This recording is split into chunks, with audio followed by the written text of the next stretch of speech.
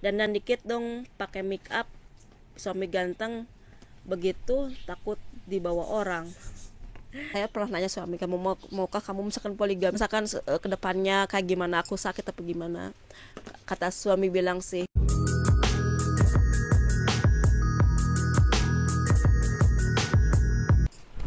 halo, assalamualaikum semuanya. Apa kabar? Dengan Rika Kartika di sini. Alhamdulillah kita ketemu lagi ya teman-teman. Sebenarnya tuh hari ini aku tuh pengen ajak jalan-jalan anak-anak ke taman gitu. Cuman karena cuacanya agak hujan, udah gitu angin, jadi kita di rumah aja. Anak-anak sih lagi nonton sama Keiza on. Setelah kita tadi belajar dulu, nonton anak-anak nonton, dan aku bisa nge-vlog sedikit.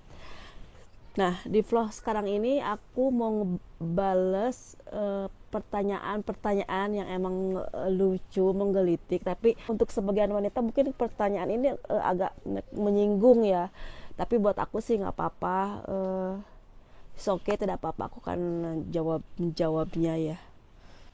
Sebelum kita lanjut, yang sudah mampir, saya ucapkan terima kasih. Yang belum subscribe dulu ya, biar kita bisa tetap menjalin tali silaturahmi. Ini pertanyaannya itu lucu banget. Bentar ya teman-teman. Aku tadi udah aku scan short sih pertanyaannya, biar aku nggak nyari-nyari lagi. Dari Umar Kasim. Saya nggak tahu ini laki-laki atau perempuan. Pertanyaannya apa ya? Perbedaan usia teteh dan suami kan jauh, kurang lebih 8 tahunan. Bagaimana seandainya suami meminta poligami saat teteh sudah menopause? Bersediakah? Orang mana? Orang Belanda, orang Indonesia, sepanjang muslimah. Siapa lagi ya? Perbedaan dari orang yang sama juga. Perbedaan usia teteh dan suami cukup jauh, sekitar 8 tahunan. Bagaimana kalau teteh sudah menopause, tapi angka teteh untuk memberi kesempatan kepada suami mengambil madu sepanjang muslimah? Ya sayang. Apa? Ntar ya teman-teman. Mana? Teteh bikin apa ini? Oh, layang-layang. Oke. Ini anak-anak lagi bikin layang-layang karena mungkin lagi angin ya. Teteh nih sudah akhir. Cuman aku udah bilang sama suami ketawa gitu ya. Kata dia, kenapa dia lagi nyari kerjaan, jadi istri muda ya, kata suami. Nah, kepada siapa ya, mbak atau emas saya nggak tahu ya. Dalam rumah tangga ini adalah faktor utama itu saling menerima satu sama lain. Itu yang akan membuat rumah tangga bahagia. Banyak kok yang misalkan menikah muda sama muda harus berbubaran. Banyak juga kok nikah muda sama tua yang umurnya jauh, kadang 20 tahunan tapi mereka masih akur-akur. Banyak kok. Jadi kalau misalkan masalah tua muda itu nggak jadi jaminan rumah tangga itu bakal langgeng. Karena dalam rumah tangga itu yang penting itu adalah kita saling menerima pasangan kita masing-masing, saling legowo, itu yang terpenting ya. Dan alhamdulillah untuk saat ini kita masih bahagia, alhamdulillah. Dan suami juga tipe orang yang rumahan gitu ya, maksudnya nggak pernah suami dalam seumur kita menikah udah hampir 9 tahun, 10 tahun ya, suami misalkan saya mau kerja, saya mau main sama teman, atau saya mau mampir ke sini, itu nggak pernah. Kalau misalkan dia pulang kerja itu langsung dia yang setuju itu adalah anak istri, itu aja. Ada apa teteh? Jadi Mas juga tadi bilang 8 tahunan, salah. Aku sama suami itu bedanya sekitar 9 tahun setengah. Kita 9 tahun, saya lebih tua dari suami 9 tahun setengah. Tapi itu nggak jadi. Dan kalau istri monopause, istri itu monopause itu artinya itu bukan kita nggak bisa lagi untuk seksual, tapi untuk mungkin monopause itu adalah hanya untuk kita nggak bisa lagi memproduksi anak, nggak bisa lagi bikin baby baru gitu. Itu menopause. Kalau untuk yang lainnya sih nggak ada masalah. Mas bisa tanyain aja ke orang tua yang udah menopause gitu ya, kayak gimana gitu ya. Apa mereka berhenti untuk melayani suami? Enggak juga kan gitu ya. Dan untuk di Belanda ini poligami itu sangat dilarang, tidak boleh, perboden itu nggak boleh di Belanda. Dan saya nggak mau di Indonesia kayak gimana ya, Indonesia beda ya, karena kita kan hidupnya di Belanda, kita kan tinggalnya di Belanda, jadi kita ada aturan Belanda gitu ya. Tapi kalau misalkan yang lainnya misalkan suatu saat itu kan urusan Allah, saya nggak bisa terlalu jauh memikirkan ke sana gitu. Kita nggak mau pusing gitu, ngapain pusing, itu kan urusan Allah ya. Masalah rezeki, kedengar kan teman-teman ya, saya pakai mic deh biar nggak ini ya. Masalah rezeki, jodoh, pati itu Allah yang ngatur, kenapa kita mesti pusing? Kita jangankan untuk menikah, untuk saat ini kita bahagia, dan saya nggak mau pusing untuk pikirin tahun-tahun berikutnya ya, karena kita untuk kejadian besok aja kita nggak tahu, kenapa kita mesti pusing gitu ya. Untuk Yan, jangan hujan sayang, sini sayang, Yan. Ngapain kita pusing-pusing untuk memikirkan sesuatu yang emang kita nggak tahu gitu ya, kayak gitu. Terus masalah jodoh itu urusan Allah, saya nggak pernah pusing. Dan untuk saat ini kita bahagia, alhamdulillah, kita nggak kekurangan sandang, pangan, anak-anak sehat semua ya, alhamdulillah. Suami juga udah tipe orang yang emang romantis gitu. Suami itu semenjak dari kita menikah sampai sekarang itu, suami itu kalau misalkan bilang I love you itu udah kayak makan obat gitu, 3 kali sehari, pagi, siang kalau telepon, kadang telepon 2 kali, terus sebelum tidur itu paling bilang I love you gitu. Udah kebiasaan suami ya. Dan apalagi ya, dan kalau seandainya itu satu saat poligami, itu kan Allah yang ngatur ya. Karena saya yakin suami itu orangnya bijaksana gitu. Orangnya bijaksana, pasti sesuatu yang dia ambil keputusan itu udah dia pikirkan matang-matang. Tapi untuk saat ini saya pernah nanya suami, kamu maukah kamu misalkan poligami, untuk misalkan kedepannya kayak gimana, aku sakit apa gimana? Kata suami bilang sih, yang takut di poligami itu adalah dia takut dia nggak adil gitu, karena dia ngerasa sayang banget sama istri yang sekarang, jadi takut dia nggak adil. Dan itu kalau misalkan nggak adil itu dia ngerasa itu dosa gitu, nggak bisa. Itu jawaban suami untuk saat ini ya. Yan hujan, sini Yan, bagus sayang, sini.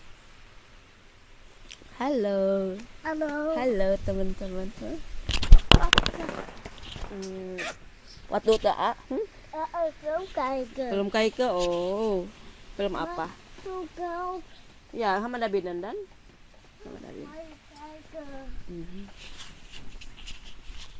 Terus apalagi ya, itu jauh untuk pertanyaan yang pertama ya. Tapi saya nggak tahu Inu Umar itulah, kalau misalkan dia perempuan, apa dia mau menerima pekerjaan di madu, itu kata suami. Kalau laki-laki nggak tahu maksudnya apa gitu ya.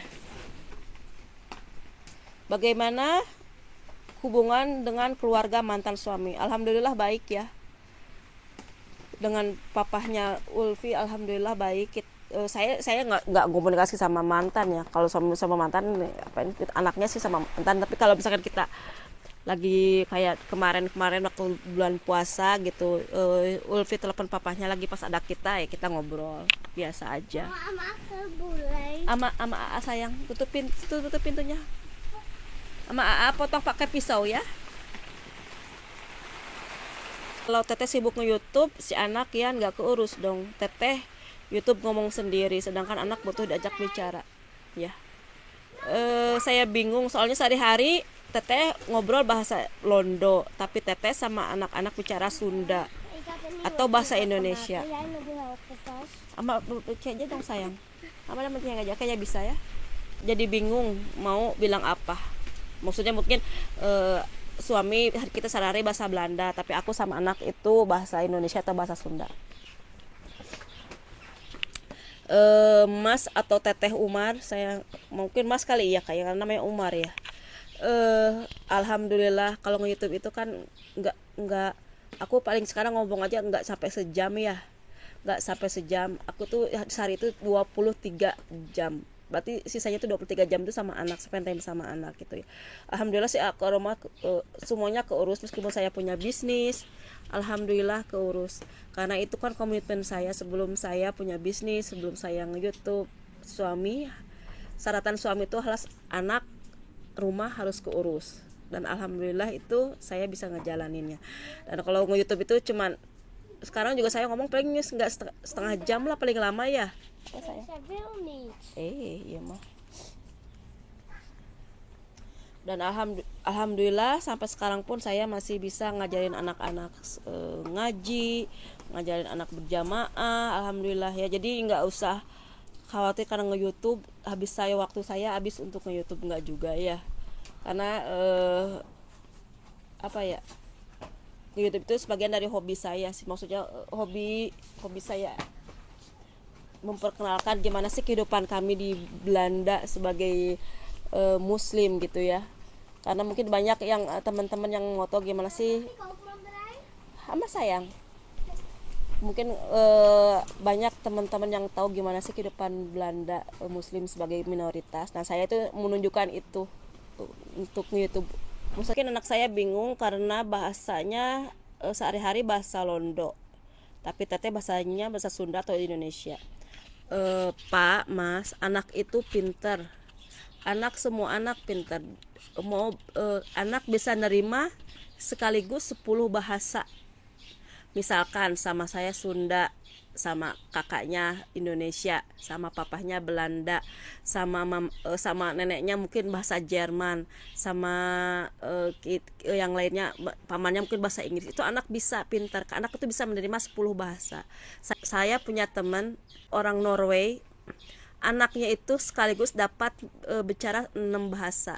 Bahasa Bali waktu di Bali, karena saya waktu di Bali ya, bahasa Bali, bahasa Indonesia, bahasa Inggris, bahasa Norway, bahasa apa lagi ya, pokoknya anaknya bisa 6 bahasa. Karena anak itu pintar, jadi jangan khawatir anak pusing gitu. Anak itu nggak pusing, malah bagus gitu, bagus karena anak bisa menerima semua bahasa gitu. Jadi jangan khawatir, anak itu pintar. Allah mendekorasi sekian bagus sel otak untuk anak itu, karena anak itu masih masa emas itu, kayak masa kecil-kecil sekarang. Jadi jangan khawatir kalau aku bahasa Indonesia, bahasa Sunda sama anak itu, anak pasti paham gitu ya. Dan itu emang bagus buat anak. Kenapa saya ngobrol bahasa Sunda atau Indonesia sama anak saya? Biar anak saya paham, biar anak saya ngerti kalau misalkan dia pulang kampung, bisa ngobrol sama mama saya, bisa ngobrol sama adik saya, bisa ngobrol sama semua keponakan-keponakannya di sana gitu ya. Kalau misalkan dia bahasa Belanda aja, ntar di sana dia juga nggak ngerti apa-apa, cungang cingeng ya. Nah itu maksud saya. Dan buat anak itu nggak masalah ya, anak itu pinter. Terus ini apalagi waktu khutbah Id, kok bahasa Indonesia? Enggak lah, waktu khutbah itu dia campur sama bahasa Belanda, bahasa Indonesia Belanda gitu ya. Karena kan gak semuanya ngomong bahasa Indonesia. Jadi aku waktu itu mungkin ngasih video yang ngomongnya bahasa Indonesia, tapi enggak di bahasa Belanda juga ya. Terus juga Belanda yang kesana itu biasanya mereka juga Belandanya yang udah campuran gitu, kayak suami gitu, menikah sama istri. Jadi setidaknya dia juga udah ngerti bahasa Indonesia. Umar juga nih, Umar Kasim juga tuh, nggak tahu sih bapak ini kenapa ya, kasihan suami teteh kemana-mana jadi sopir. Terserah ya suami saya ya, suami saya juga nggak keberatan untuk dijadiin untuk sopir kemana-mana. Aduh, itu anak cowok suruh nyetir dong. Keja maksudnya ya, Keja kan masih 15 tahun pak. Keja kan nggak boleh di sini tuh, nggak boleh untuk menyetir di bawah 18 itu, nggak boleh, perboden. Ajarin nyetir, saya ajarin nyetir. Oke, ajarin nyetir maksudnya Pak, Mas atau Mas Umar. Di sini tuh beda, di Belanda itu beda, nggak kayak di Indonesia. Misalkan kalau bapak punya bisa nyetir, bapak bisa ngajarin anaknya, bisa ngajarin istrinya gitu. Kalau di sini tuh nggak boleh. Kita harus belajar nyetir itu harus kursus. Dan kalau misalkan suami ketangkep ngajarin aku nyetir, itu suami bisa ditilang dan kena denda atau enggak SIM-nya hilang. Kalau suami SIM hilang mau diapain, nggak bisa kerja lagi dong. Jadi di sini tuh nggak boleh sembarangan ngajarin orang nyetir gitu, meskipun suami pandai nyetir itu bisa nyetir itu kita nggak boleh ngajarin aku gitu dah. Dan kalau misalkan aku harus mau belajar nyetir itu aku harus ngambil kursus sendiri. Dan itu untuk kursus sendiri itu di sini Indonesia mungkin murah ya, 1 juta bisa untuk sampai bisa. Kalau sini enggak, 1 juta itu untuk 1 jam belajar ngursus. Jadi kalau misalkan kita mau belajar nyetir itu harus benar-benar kita saving aci savingnya. Udah nggak pernah pisau sayang, mana yang pisau. Jadi kalau misalkan mau belajar nyetir itu harus kursus, harus simpan uang gitu, simpan uang karena kan biayanya emang mahal gitu ya. Kini minimal cadran untuk belajar nyetir itu 50 juta. Nah teman saya aja 100 juta itu dia belum bisa nyetir karena emang susah, antara teori dan prakteknya itu nanti itu ada ulangannya, ada examnya, jadi itu susah banget, nggak gampang gitu ya. Jadi aku juga pengen sih bisa nyetir, cuman untuk saat ini saya nggak perlu banget karena mau kemana gitu ya. Anak-anak sekolahnya cuman 100 meter dari sini, jadi saya nggak bisa kemana-mana juga, nggak terlalu dibutuhkan ya. Mau belanja juga dekat, kalau misalkan mau belanja juga tunggu suami juga nggak apa-apa, karena suami juga dia weekend di rumah ya, nggak apa yang kita kerjain juga nggak ada. Kita kadang-kadang perginya belanja, pergi jalan-jalan gitu kayak gitu. Jadi untuk saat ini sih, mungkin untuk kedepannya juga insya Allah saya juga pengen belajar nyetir. Tapi untuk sekarang ini saya juga banyak kebutuhan, selain biayanya besar karena banyak juga kebutuhan yang menanti gitu ya. Maksudnya bukan kalau kursus itu kayak kursus nyepir itu kayak benar-benar uang dingin gitu ya, benar-benar uang yang emang kita siapin gitu, karena emang nggak sedikit biayanya ya. Danan dikit dong mbak, dari Queen 65, dandan dikit dong, pakai make up, suami ganteng begitu takut dibawa orang. Mbak, apa ya, kita dandan buat siapa sih kalau udah punya suami? Apa bolehkan untuk dandan untuk orang lain gitu kan, ketua nggak boleh haram. Jadi saya juga suami juga nggak suka saya dandan. Kalau mungkin suami mau dandan di depan dia aja, jangan karena nge-YouTube saya harus dandan, yang malah tar suami nggak suka dan saya nggak bolehin nge-YouTube. Kalau misalkan mau YouTube saya pakai lipstick, pakai apa gitu ya. Dan saya nggak nyindir siapapun, itu mah terserah orang ya, tapi untuk pribadi saya sendiri gitu ya, kayaknya untuk karena YouTube saya harus dandan itu kayaknya nggak jauh, itu bukan saya. Karena YouTube, tujuannya YouTube juga saya bukan untuk memamerkan kecantikan gitu ya, enggak. Saya mau istilahnya untuk menambah silaturahmi aja, untuk menambah share ilmu, share gimana gitu kehidupan kami di sini kayak gitu. Jadi kalau untuk utusan dandan ya, bukannya saya mau ngorek-ngorek dandan kayak gimana. Saya itu dulu dari umur 20 tahun itu saya itu udah kenal dunia malam kayak gitu. Jadi untuk masa dandan itu udah bukan yang asing lagi gitu ya, dandanan kayak gimana ya. Saya itu kenal dunia malam itu dari umur saya 20 tahun sampai 35 sebelum saya menikah sama suami yang sekarang. Jadi panjang 15 tahun saya hidup di dunia malam kayak gitu ya. Tahu dong kayak gimana dandanannya ya, dari sepatu hak kecil sampai sepatu bot kayak gitu kan, namanya juga anak-anak dugem ya, tahu. Jadi untuk saat ini saya itu tapi saya nggak pernah mau ngeliatin foto-foto saya dulu kayak gimana yang waktu saya muda gitu, waktu saya kenal dugem, karena itu nggak sesuatu yang harus dibanggain gitu ya. Biar itu namanya kan aurat saya gitu, biar saya yang nyimpen. Mungkin ada sebagian juga foto-foto yang masih itu, tapi itu jadi koleksi pribadi saya sama suami gitu ya. Jadi kalau ada teman-teman yang minta atau mbak fotonya dong waktu muda gitu, fotonya waktu nikah, itu saya nggak akan ngasih buka lagi untuk umum ya, karena itu kan aurat saya. Nah, gitu ya teman-teman. Jadi maaf nih Mbak kalau misalkan orang subscriber yang subscriber saya itu berarti menyukai menerima saya seapa adanya, kayak ginilah saya gitu ya. Apalagi ya, nah, suami ganteng gitu nggak takut dibawa orang. Saya percaya sama suami ya. Suami juga suami orangnya paling menjaga pandangan, insya Allah. Jadi kalau misalkan di sini tuh di Eropa, kalau misalkan suami udah mau begitu mah udah kelama kali ya Mbak ya. Situ Eropa mau dandan kayak gimana itu tuh banyak gitu ya. Tapi alhamdulillah suami itu selama dia kita menikah itu nggak pernah namanya sudah pulang kerja dia mampir kemana gitu, nggak pernah, pasti ke rumah. Dan alhamdulillah saya percaya sama suami gitu ya, insya Allah. Apalagi ya, nah itu aja sih pertanyaan-pertanyaannya teman-teman, nggak ada lagi ya, tapi kalau ada nanti saya juga jawab.